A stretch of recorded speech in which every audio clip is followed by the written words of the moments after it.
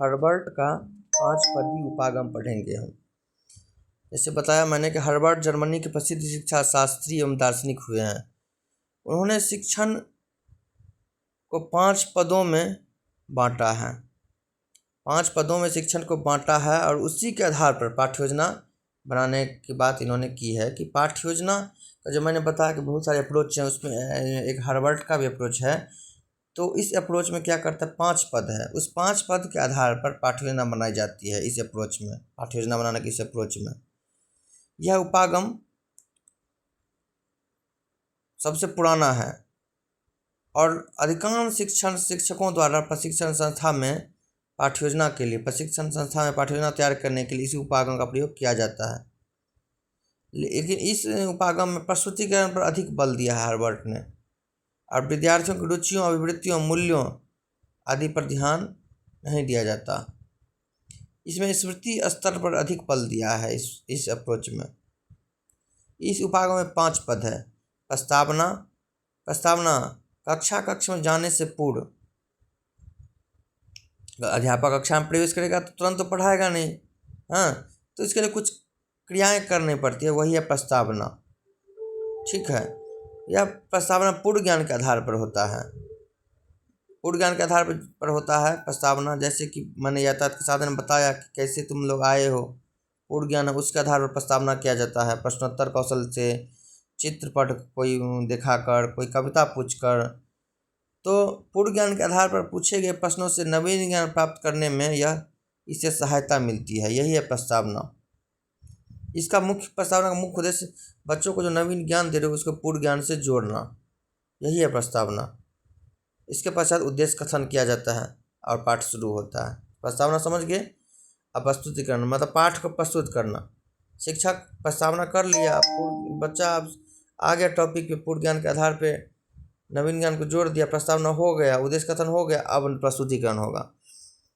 प्रस्तुतिकरण शिक्षक विषय वस्तु को प्रस्तुत करेगा। इस प्रस्तुतिकरण में अध्यापक 3 भाग में बांट लेता है प्रस्तुतिकरण को। विषय वस्तु मतलब जो विषय वस्तु पढ़ाएंगे, शिक्षण विधि जो शिक्षण विधि प्रयोग है, श्याम पटकार। 3 चीज़ इसमें प्रस्तुतिकरण में होता है कि कैसे विषय वस्तु प्रस्तुत करेंगे, कौन शिक्षण विधि और क्या श्याम पट कार्य करेंगे। इस सब चीज़ों का प्रस्तुतिकरण में प्रस्तुतिकरण तभी न होगा। विषय वस्तु तो होबे करेगा प्रस्तुतिकरण में, बिना विषय वस्तु के प्रस्तुतिकरण हेबे नहीं करेगा। शिक्षण विधि के बिना प्रस्तुतिकरण हेबे नहीं करेगा। श्याम पटकार के बिना प्रस्तुतिकरण हेबे नहीं करेगा। तो ये 3 चीज़ होगा। अब प्रस्तुतिकरण हो गया, तब होगा स्पष्टीकरण। इसमें क्या करेगा, तीसरा पद है, सीक्वेंस में है 5 पद, जरूर याद रखना, तीनों 5 सीक्वेंस में है। तो शिक्षक क्या करेगा, मौखिक स्पष्टीकरण करेगा। जो भी पढ़ाया, प्रस्तुत किया, उसके चित्र के माध्यम से, मानचित्र के माध्यम से, चार्ट के माध्यम से उसका कॉन्सेप्ट जो है स्पष्ट करेगा। ठीक है, यही है स्पष्टीकरण। अब स्पष्टीकरण हो गया, अब एगो जनरलाइजेशन करेगा, सामान्यीकरण। पाठ को पढ़ाने के बाद कुछ ना कुछ निष्कर्ष निकाला जाता है, जनरलाइज किया जाता है, निष्कर्ष निकाला जाता है। हाँ चलो हम ये चीज़ जाने, ये चीज़ ये होता है, H2O से जल बनता है, सामान्यीकरण मान लो। तो इस प्रकार से सामान्यीकरण कर लिया, सामान्य नियम बन गया। अब प्रयोग 5वां पद है। इस पद में विद्यार्थी कैसे नवीन परिस्थितियों में प्रयोग करेंगे और इससे ज्ञान स्थायी होगा। तो 5 पद हो गया। अब पाठ्य योजना, इस हर्बर्ट के पाठ्य योजना की रूपरेखा, कैसे पाठ्य योजना में क्या क्या सोपान रहेगा, कक्षा विषय उप विषय सब लिखोगे। स्टार्टिंग में जो बताए थे हम, विद्यार्थी का क्रमांक लिखोगे, विषय लिखोगे, उप विषय लिखोगे, शिक्षण का स्तर लिखोगे, किस स्तर का शिक्षण है, अर्थात स्तर मतलब कक्षा, मतलब 6ठी कक्षा का है, दिनांक क्या है, विषय क्या है, कालांश क्या रहेगा, विद्यार्थियों का क्रमांक क्या है हम बता देंगे, ये सब चीज़। फिर समान उद्देश्य बताओगे, फिर विशिष्ट उद्देश्य लिखोगे, सहायक सामग्री क्या रहेगा, पूर्व ज्ञान कितना बच्चा जानता है, प्रस्तावना करोगे, उद्देश्य कथन करोगे, प्रस्तुतिकरण करोगे, फिर श्यामपट कार्य करोगे, फिर पुनरावृत्ति करोगे, फिर होमवर्क दोगे। ये हो गया रूपरेखा। अब गुण व दोष, हर चीज़ का गुण व दोष रहता है। तो इसका गुण क्या है, यह पाठ्य योजना मनोवैज्ञानिक सिद्धांत पर आधारित है। जैसे मान लो पूर्व ज्ञान पर आधारित है तो मनोवैज्ञानिक सिद्धांत हुआ। इस उपागम में प्रत्येक सोपान को बड़े तार्किक क्रम से रखा गया है। सही बात है, तार्किक क्रम से सारा सोपान रखा गया है, चरण रखा गया है। कि सबसे पहले प्रस्तावना होगा, फिर प्रस्तुतिकरण होगा, फिर स्पष्टीकरण होगा। इस सब तरीके से ये गुण है उसका। फिर देखो क्या है, निगमन और आगमन विधि का प्रयोग किया गया है। ठीक है, आगमन निगमन विधि का प्रयोग कैसे किया गया है? जैसे सामान्यीकरण क्या करते हैं, बाद में नियम बनाते हैं ना। सामान्यीकरण किया, पहले पढ़ाया तब ना सामान्यीकरण हुआ। प्रस्तावना हुआ, प्रस्तुतिकरण हुआ, स्पष्टीकरण हुआ, तब जाके सामान्यीकरण हुआ, नियम हुआ। तो निगमन आधार पे है। बालकों के पूर्व ज्ञान को नवीन ज्ञान से समन्वय कराया जाता है, ये भी गुण है। अब दोष देखो, ये केवल ज्ञानात्मक पाठों के लिए है, ज्ञानात्मक पाठों के लिए, कोई भावात्मक क्रिया के लिए नहीं है। कुछ और देखो, सामाजिक विज्ञान, इस उपागम में केवल सामान्यीकरण चौथा सोपान है। चौथा सोपान सामान्यीकरण है, लेकिन सामाजिक विज्ञान विषय में सामान्यीकरण की आवश्यकता नहीं पड़ती। इस प्रणाली में शिक्षा की मौलिकता समाप्त हो जाती है लगभग, क्योंकि सब कुछ प्री प्लान है। केवल एक यंत्र बन जाता है शिक्षक। फिर है कि इस प्रणाली में 5 गो पद है, लेकिन शिक्षक उसी के अनुसरण करते करते रहेगा। उसकी शिक्षा का कोई स्वतंत्रता नहीं रहेगा कि कब क्या कराएगा। इस प्रकार से इसमें व्यक्तिगत विभिन्नताओं की अवहेलना होती है। इस प्रकार से इस प्रणाली में छात्रों की अपेक्षा अध्यापक अधिक सक्रिय रहता है। हाँ सही बात है, अध्यापक रखेगा कि अब क्या करेंगे, अब क्या करेंगे, ये सब चीज़। तो ये अवगुण हो गया। अब पाठ्य योजना के बारे में बता ही दिए हैं कि कैसे लिखोगे लेसन प्लान। दिनांक लिखोगे, छात्र अध्यापक अनुक्रमांक लिखोगे, तुम्हारा अनुक्रमांक होगा, इसको हम बता देंगे। विषय सामाजिक विज्ञान, उप विषय लिखोगे, बनों के लाभ, कक्षा लिखोगे, कालांश लिखोगे, समान उद्देश्य होगा, जनरल उद्देश्य होगा। समान जनरल हो गया, विशिष्ट उद्देश्य पाठ से रिलेटेड हो गया।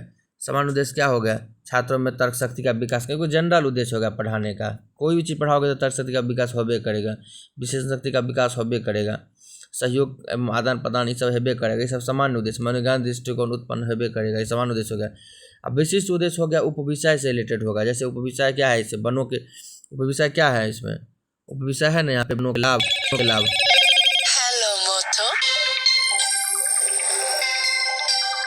एक मिनट,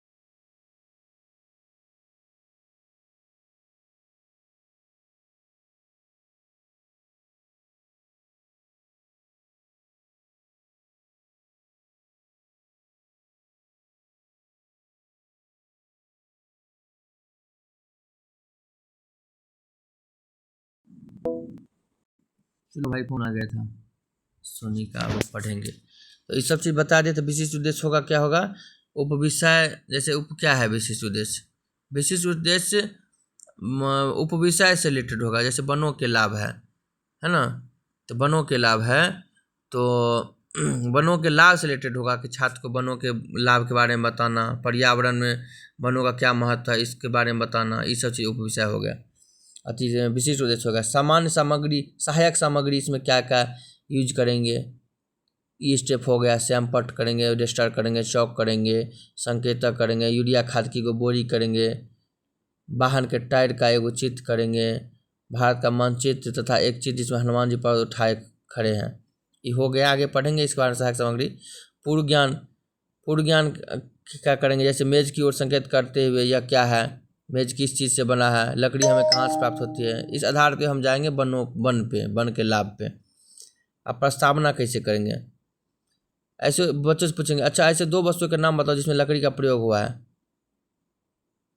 संजीवनी बूटी क्या थी, वन हमारे लिए क्यों मूल्यवान है, इस प्रकार से प्रस्तावना करेंगे। हाँ, लकड़ी का प्रयोग है, बताएगा मेज। संजीवनी बूटी क्या थी, उसमें भी तो वन वगैरह था ना, तो ये सब चीज़ से होगा। उद्देश्य कथन करेंगे, अच्छा आज बच्चों आज हम वनों के होने वाले लाभ के बारे में और अधिक जानकारी प्राप्त करेंगे। देखो सहायक सामग्री, ठीक है, देखो सबसे पहले दिनांक, विषय, उपविषय सब लिख दिए, समान उद्देश्य लिख दिए, विशेष उद्देश्य लिख दिए, सहायक सामग्री क्या क्या प्रयोग किए। अब पूर्व ज्ञान की परीक्षा कैसे करेंगे, हम पढ़ाएंगे वनों के लाभ, तो पूर्व ज्ञान देखेंगे कि बच्चा वन के बारे में जानता है कि नहीं। तो मेज की ओर संकेत करते हुए पूछ दिया यह क्या है, मेज, मेज है, मेज किस चीज़ से बना है, तो बच्चा बोलेगा लकड़ी से। तो तब हम पूछेंगे सबसे पहले मेज की ओर संकेत करते हो यह क्या है, तो बच्चा कहेगा नहीं मेज है। फिर पूछेंगे मेज किस चीज़ से बना है, तो बच्चा खुद कहेगा लकड़ी से बना है। तब हम पूछेंगे लकड़ी कहाँ से प्राप्त होती है, तो बच्चा बोलेगा जंगल से। अच्छा, तो इमारती लकड़ी के अतिरिक्त वनों के क्या, लकड़ी के अतिरिक्त जो वन होता है उसके क्या लाभ हैं। वन के लाभ पे हम पहुँच के पूर्ण ज्ञान से जोड़ दिए विषय को। आप प्रस्तावना करेंगे इस शिक्षण कि ऐसी 2 वस्तुओं के नाम बताओ जिसमें लकड़ी का प्रयोग हुआ है। चूँकि वनों के लाभ पढ़ाएंगे तो उसी से रिलेटेड प्रस्तावना करेंगे, वन हमारे लिए क्या क्यों मूल्यवान है। इस प्रकार से पूर्ण ज्ञान के आधार पर नवीन ज्ञान को, प्रस्तावना को जोड़ेंगे। वन का लाभ, पूर्ण ज्ञान से हम वनों के लाभ के बारे में पूछ लिए। अब हम प्रस्तावना के माध्यम से वनों के लाभ पढ़ाएंगे। इसके लिए बच्चों से पूछेंगे ऐसे 2 वस्तुओं का नाम बताओ जिसमें लकड़ी का प्रयोग हुआ है, वन हमारे लिए क्यों मूल्यवान है। ऐसे पूछ के हम जोड़ेंगे उसको। फिर उद्देश्य कथन कर लेंगे। फिर प्रस्तुतिकरण करेंगे। प्रस्तुतिकरण में देखो ये अभी जो पढ़ रहे हैं उसमें प्रश्नोत्तर विधि से किया गया है। मेथड देखो, मेथड यहाँ पे है ना, देखो यहाँ पे मेथड है, ठीक है, सही बात है। अब देखो तो अब विषय वस्तु यहाँ पे जो एग्जैक्ट जो है सो ये जो है ना एग्जैक्ट याद नहीं करना है, स्वयं समझ लेना है। तो विषय वस्तु जो किताब में लिखा रहता है वही है विषय वस्तु। ये है आपका ई जो है ये है आपका मेथड, ये है मेथड, ठीक है। तो विषय वस्तु किसी भी देश के वन और उसकी बहुमूल्य प्राकृतिक निधि होते हैं, सही बात है। देश की जलवायु, भूमि की बनावट, जनसंख्या के घनत्व, ये सब पढ़ लेना, समान चीज़। फिर वनों के लाभ क्या है, वर्षा लाने में सहायक है, हम बताए थे। तापमान को कम करने में सहायक है। वनों के लाभ वर्षा लाने में सहायक है, तो हम पाठ्य विधि में मेथड में पूछ लेंगे। प्रश्नोत्तर विधि है ना, यहाँ पे मैंने क्या बताया, यहाँ पे क्या बताया, प्रश्नोत्तर विधि है, ठीक है। तो यहाँ पे पूछ लेंगे प्रश्नोत्तर विधि में बच्चों यह बताओ कि वर्षा कैसे होती है, ठीक है। फिर दूसरा है तापक्रम को सम बनाने में सहायक, कम है ना। तो देखो फिर यहाँ पे क्वेश्चन है, क्वेश्चन यहाँ पे जो है देखो यहाँ पे क्वेश्चन है, फिर पूछ लेंगे इस प्रकार से, ठीक है। फिर विषय वस्तु है उत्तम खाद, मरुस्थल को आगे बढ़ाने में रोकना, सुरक्षा, जड़ी बूटियाँ, विभिन्न उद्योगों के लिए कच्चा माल प्रदान करना, उससे रिलेटेड प्रश्न पूछ लेंगे। अब श्याम पाठ कार्य करेंगे। श्याम पाठ कार्य थोड़ा वर्षा लाने में सहायक व तापक्रम को करने में सहायक, इस श्याम पाठ पर लिख देंगे। मरुस्थल को आगे बढ़ने से रोकना, जो भी लाभ है उसका बताएं अभी पॉइंट में, ये सब चीज़ यहाँ पे वही चीज़ श्याम पाठ में लिख देंगे।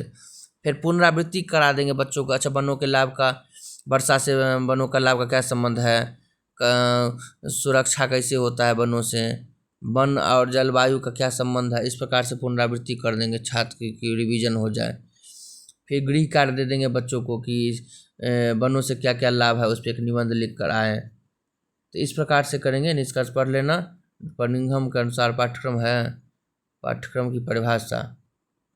की परिभाषा एक बात बता दे रहे हैं, जो ये है पाठ्य योजना है, ठीक है। तो इसे पाठ्यक्रम नहीं है, ये पाठ्यक्रम नहीं है, ये पाठ्य योजना, लेसन प्लानिंग है जो पढ़ाएगा शिक्षक। तो कैसे पाठ्य योजना बनाकर तैयार करेगा, तो ये पाठ्य योजना का जो परिभाषा आप लिखी हो, ये परिभाषा, ये दोनों परिभाषा ये नहीं लिखना है, वहाँ पे नंबर कट जाएगा। ये अलग चीज़ है, वो अलग चीज़ है। पाठ्यक्रम हुआ करिकुलम, जिसमें सब्जेक्ट रहते हैं। आप पाठ्य योजना हो गया उस सब्जेक्ट का, जो कोई एगो विषय लेके शिक्षक पढ़ाने जाएंगे तो कैसे पढ़ाएंगे उसका लिए जो तैयारी करेंगे वो है पाठ्य योजना।